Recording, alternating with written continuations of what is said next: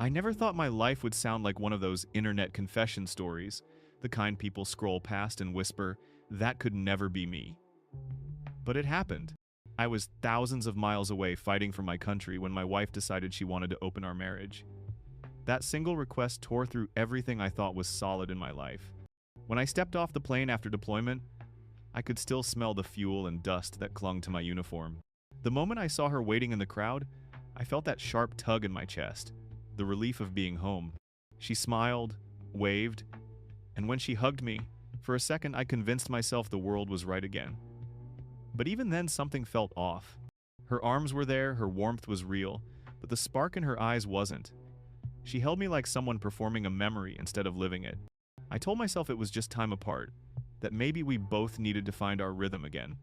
But that tiny sense of distance began to grow, like a silent alarm in my head that wouldn't stop ringing. Our first few weeks together should have been a honeymoon. Instead, they were full of half-empty conversations and small new habits I didn't recognize. Her phone never left her hand. She laughed at messages she never explained. There was new perfume, clothes I hadn't seen before, and lingerie I knew she'd never owned when I left. I wanted to ask, but I also wanted to believe nothing was wrong. When you've survived real battlefields, you start thinking you can handle anything at home. But nothing in combat prepares you for quiet suspicion inside your own house. Then one night, while we sat in the living room eating dinner like strangers, she cleared her throat and said she wanted to talk. She told me she'd been thinking about us, about how distance had changed her. She said she wanted an open marriage. I stared at her, waiting for the punchline that never came. She spoke so softly, almost academically, about freedom, self-discovery, modern relationships. She made it sound like a harmless experiment instead of the end of everything we'd built. My hands were shaking under the table, but I didn't let it show. I just nodded. She took that nod as agreement. She jumped up and hugged me, thanking me for being understanding. Her joy made my stomach twist. She didn't know that months before returning home, I'd already felt this coming. During my last deployment, I noticed changes. Packages arriving with items she never mentioned, sudden deposits and withdrawals from our joint account that didn't fit our usual bills. When I called her from the base, sometimes her background noise didn't sound like home. Once, I heard a man's voice faintly before she muted the call. She said it was the television. I wanted to believe her, but instinct kept whispering no. Before that final mission, I installed a few small cameras in the house. They weren't obvious, just enough to make me feel that if something ever went wrong, I would know. I justified it as security. Our neighborhood had been hit by break-ins, and I was always the one who worried. But deep down, it was something else. Maybe part of me already knew what I would come home to. For weeks after returning, I didn't check the footage. I told myself not to be paranoid. I wanted peace. I wanted to rebuild. But the night she asked for an open marriage, I couldn't sleep. I sat up long after she'd gone to bed and opened the files. The first clip looked harmless, her in the kitchen, humming to herself. Then a few days later, another clip, another man walking through the door like he owned the place. My heart pounded as I kept watching. It wasn't one man. There were several. Different cars parked outside, different faces every week. Each video felt like a punch. But the part that broke me wasn't the act, it was the routine. The ease, the comfort with which she moved around that betrayal. It was like watching a stranger inside my home. The laughter, the way she brushed her hair back, the same gestures she once saved for me, now scattered around like they meant nothing. By the time I stopped watching, I couldn't breathe. I sat in silence for hours. I thought about all the nights overseas when I'd whispered her name into the sand, promising myself that every bullet dodged was one step closer to her. I thought about how many letters I'd written and never sent, about the fear that I might die before seeing her again. And now I realized that somewhere in those same nights, she had been living a different story entirely. For a while, the anger threatened to swallow me whole. But when it settled, something else replaced it. Clarity. I finally knew the truth. And with the truth came a strange kind of peace. No more guessing, no more pretending, no more trying to make sense of someone else's lies. The next morning, she made breakfast like nothing had happened. She joked about weekend plans and asked if I wanted to visit her parents. I looked at her, and for the first time, I didn't feel love or hate. I just felt done. I told her calmly that she might be right, that maybe we did need some space, that I would go talk to someone about how to make this open marriage fair for both of us. She smiled, relieved, thinking I was finally on board. She kissed me and said, "See? This will make us stronger." I forced a smile back, but inside I was already gone. That afternoon, I met with a lawyer. I showed him what I had, not out of spite, but because I needed the facts clear. He said I had all the evidence I'd ever need. He drafted the papers. When I held them in my hands, they didn't feel like a weapon. They felt like closure. I didn't rush. I waited a few days, pretending everything was normal. She went out one evening, said she'd be with friends, and I knew exactly what that meant. I didn't follow her. I didn't need to. I had already seen enough. The day I gave her the papers was a quiet morning. Sunlight poured through the kitchen window as she poured coffee. She asked if I was okay. I said I was fine. Then I slid the envelope across the table.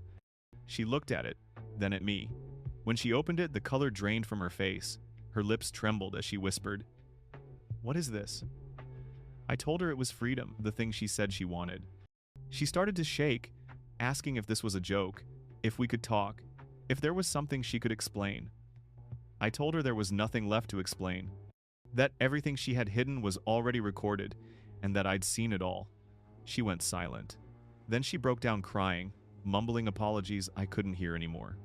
I stood up, and in that moment I realized that revenge wasn't what I wanted.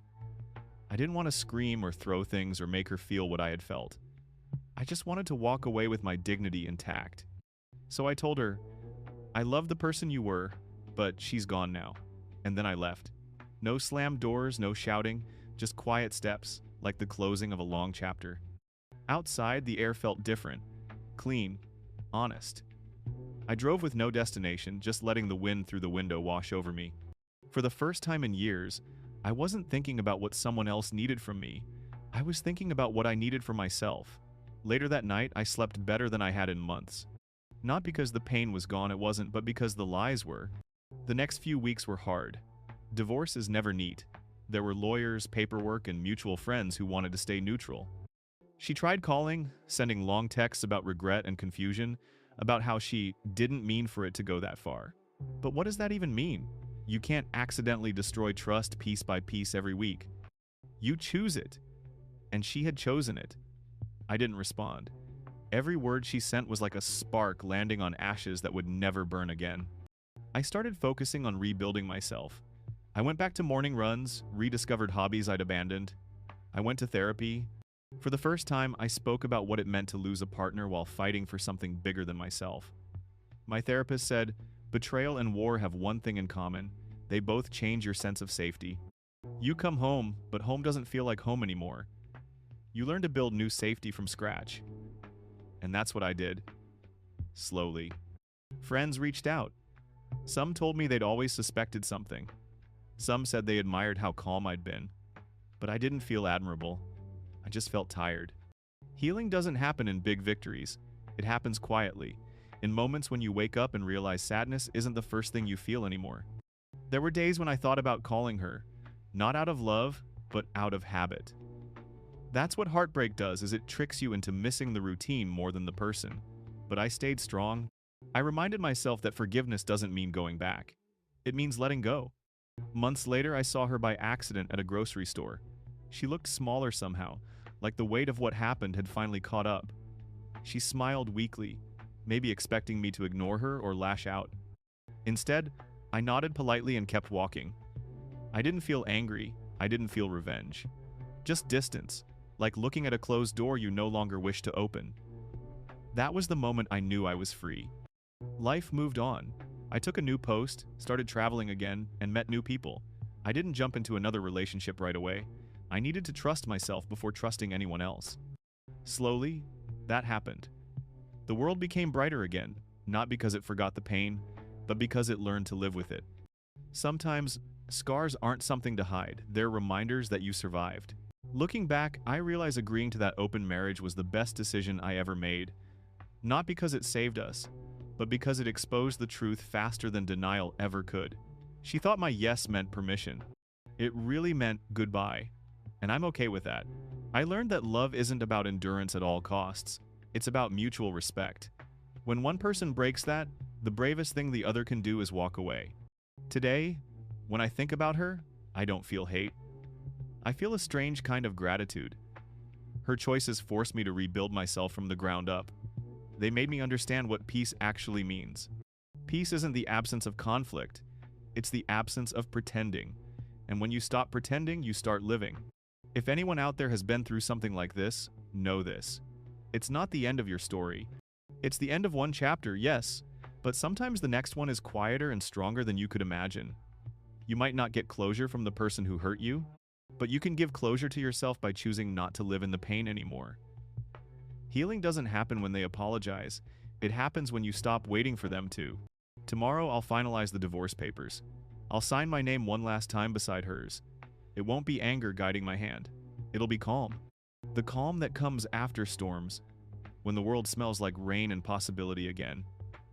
I won't make her beg. I don't need that. Watching someone suffer won't rebuild what's gone. But walking away fully and freely, that's power. That's peace.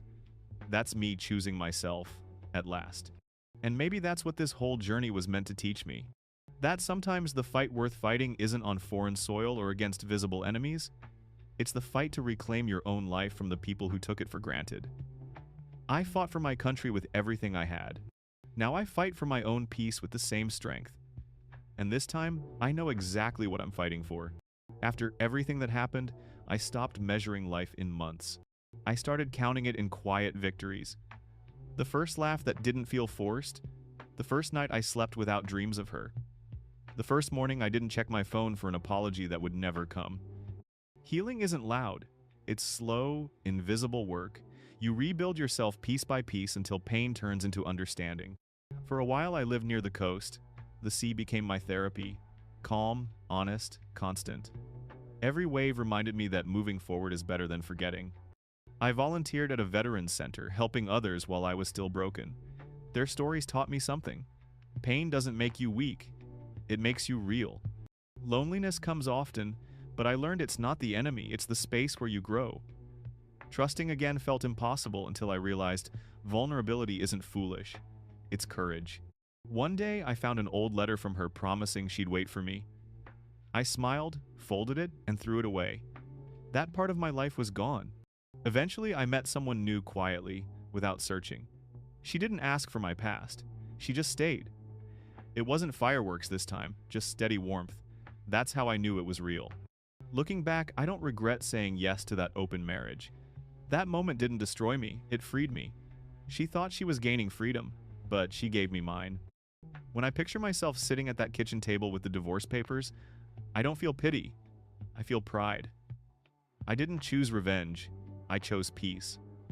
Walking away isn't a weakness. It's wisdom. Sometimes I still think of her not with anger, but gratitude. She taught me what peace really means. No pretending, no chasing what's already lost. If you're where I was, start small. Breathe.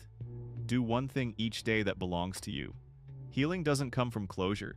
It comes from choosing yourself. I didn't need her to hurt. I just needed to remember who I was before all this.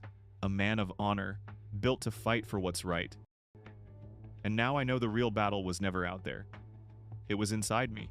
And this time, I won.